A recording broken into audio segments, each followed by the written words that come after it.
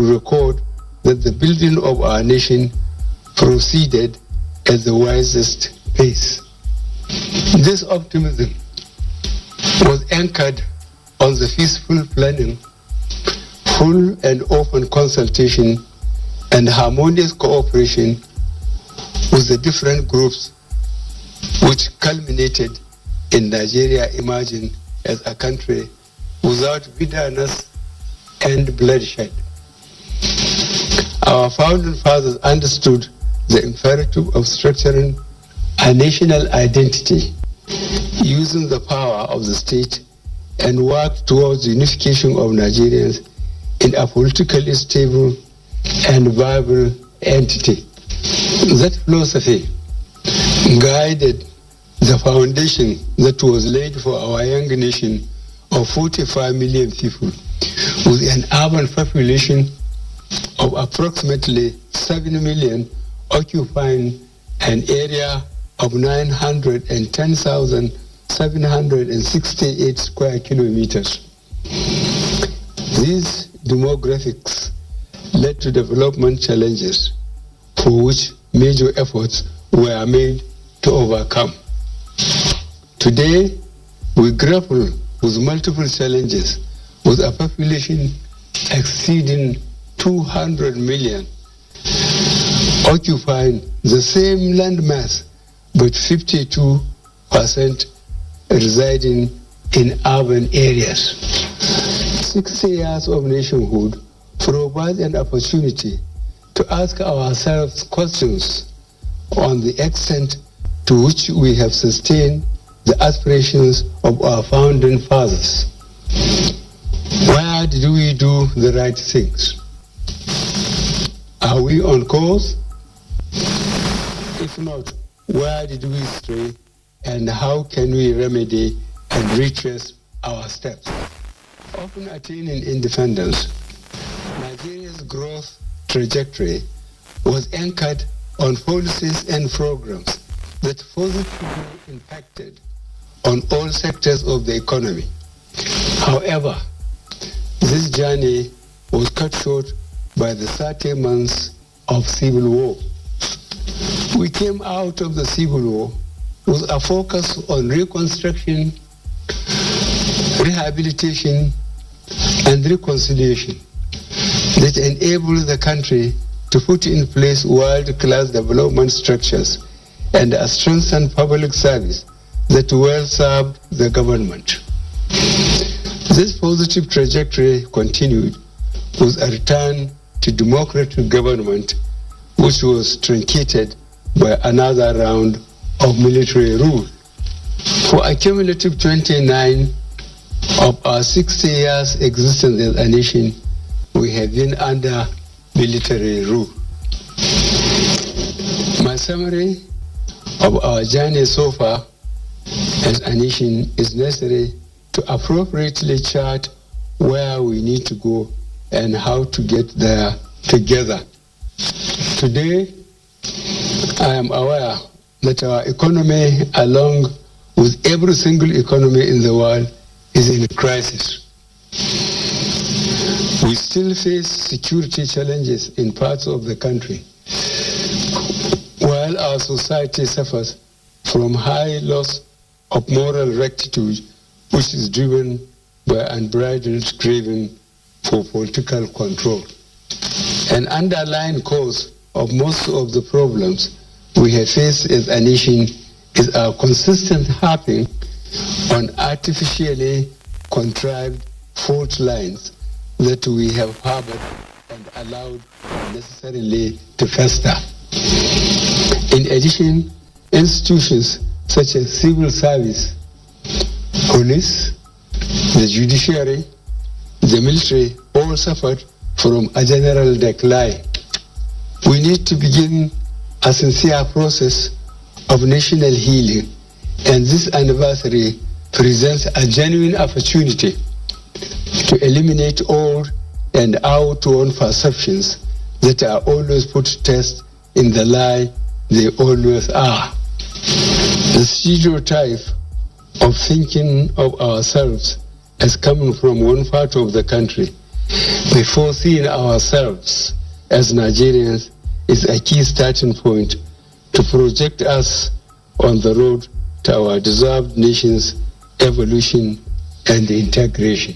To start this healing process, we are already blessed with the most important asset any nation requires for such, our people. And this has manifested globally in the exploits of Nigerians in many fields.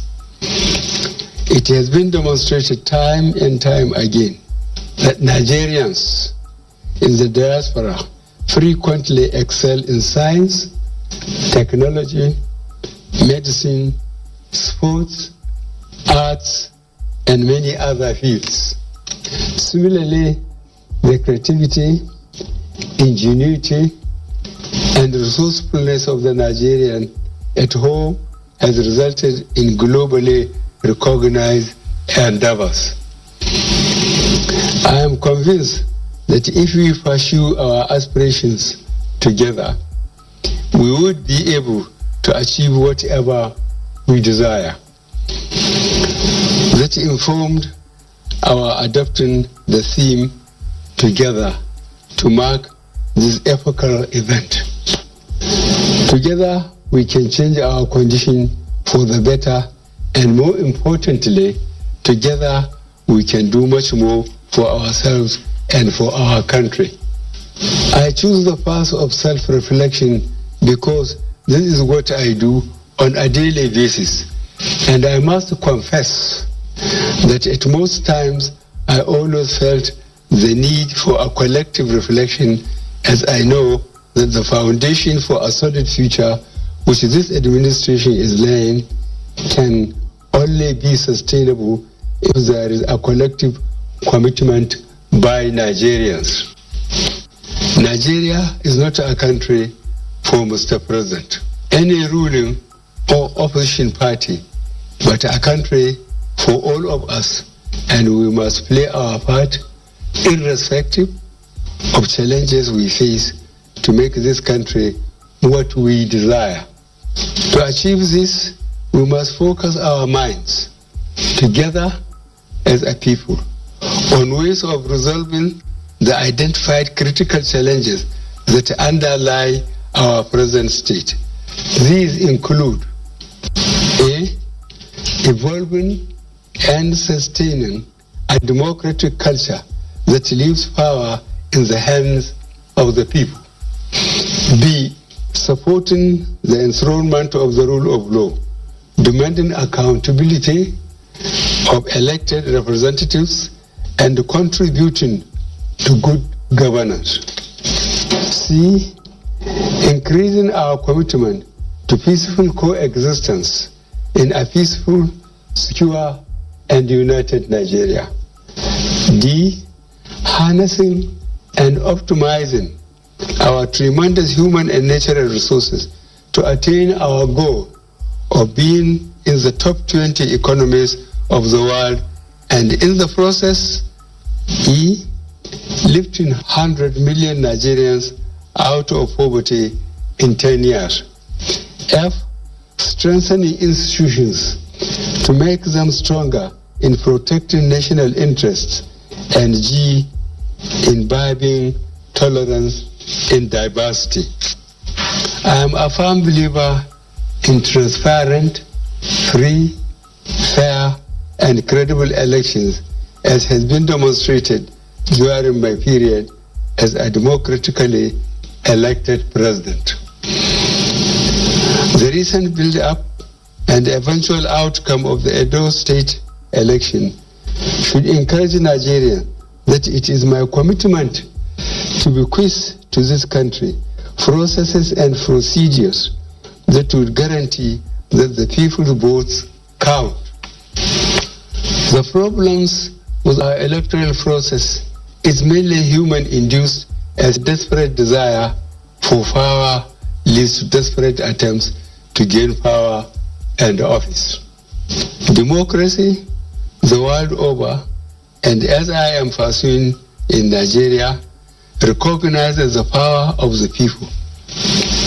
However, If some constituencies choose to bargain off their power, they should be prepared for denial of their rights.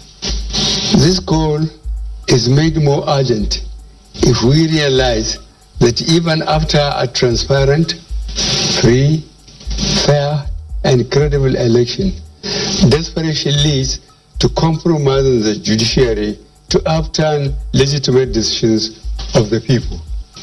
It is necessary to, therefore, support the enthronement of the rule of law by avoiding actions which compromise the judiciary.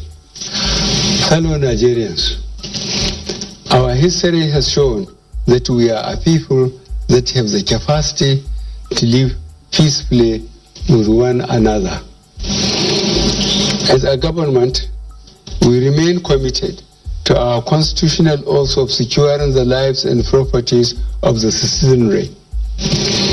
I, however, call on the citizenry to also support government by providing the necessary community-level intelligence in addressing these challenges. In moving forward together, it is important to strengthen our economy, to provide sustainable means of livelihood for as many Nigerians as possible, so as to eradicate absolute poverty from our midst. I want to re-emphasize my dedication and commitment, a dedication and commitment that propelled my public service career and informed my quest to continually seek for an opportunity to improve the lives of Nigerians, set the country on the path of prosperity, and lead the country to a better future. This administration has been focused on rebuilding and laying the foundations for a sustainable Nigeria. Of course, we have met and are still meeting the challenges inherent in any rebuilding initiative. More so, that of a nation like Nigeria that has undergone avoidable levels of deprivation, but can be surmounted if we all work together. I wish to reiterate that our people and our spirit of excellence remains our most important asset.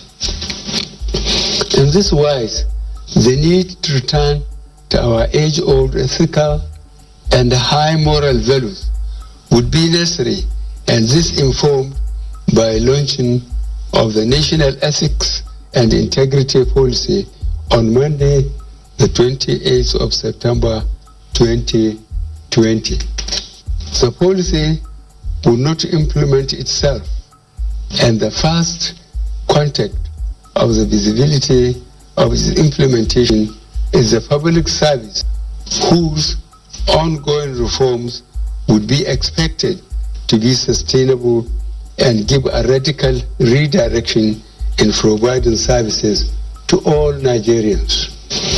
Fellow Nigerians, in addition to public health challenges of working to contain the spread of coronavirus, we have suffered a significant drop in our foreign exchange earnings and internal revenues due to 40% drop in oil prices and steep drop in economic activities, leading to a 60% drop in government revenue.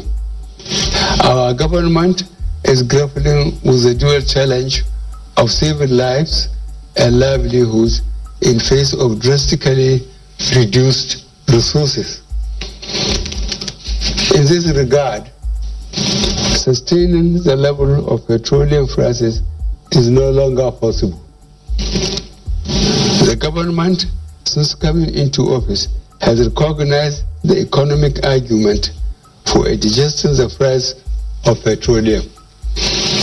But the social argument about the knock-on effect of any adjustment weighed heavily with the government.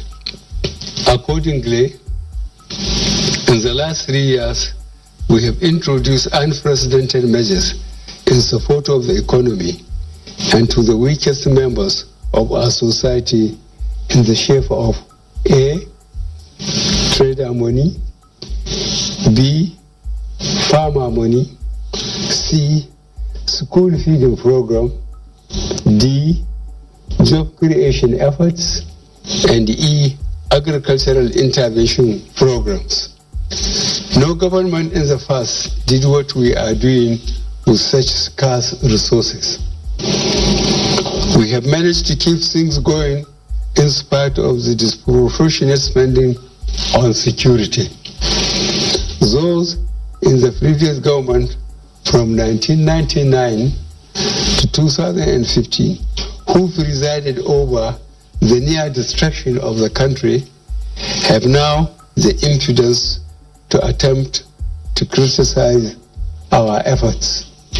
In the circumstances, a responsible government must face realities and take tough decisions. Petroleum prices in Nigeria are to be adjusted. We sell now at 161 naira per liter. A comparison with our neighbors will illustrate the point. A. Chad, which is an oil-producing country, charges 362 naira per liter. B.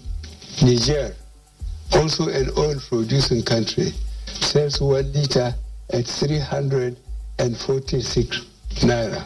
C. Ghana, another oil-producing country, petroleum pump price is 326 naira per liter. Further afield, Egypt charges 211 naira per liter. Saudi Arabia charges 168 naira per liter. It makes no sense for oil to be cheaper in Nigeria than in Saudi Arabia. Fellow Nigerians, to achieve the great country we desire, we need to solidify our strength, increase our commitment, and encourage ourselves to do that which is right and proper, even when no one is watching. Fellow Nigerians, let us collectively resolve to continue our journey beyond the 60 years on the clear understanding that as a nation we are greater together than being smaller units of nationalities. By the sufficient grace of God, we shall come through any transient challenges. It is my sincere hope that by the end of this anniversary, on September 30th, 2021, we will all be proud of taking this individual and collective self-assessment for the progress of our great nation. Long live the Federal Republic of Nigeria. God bless us all.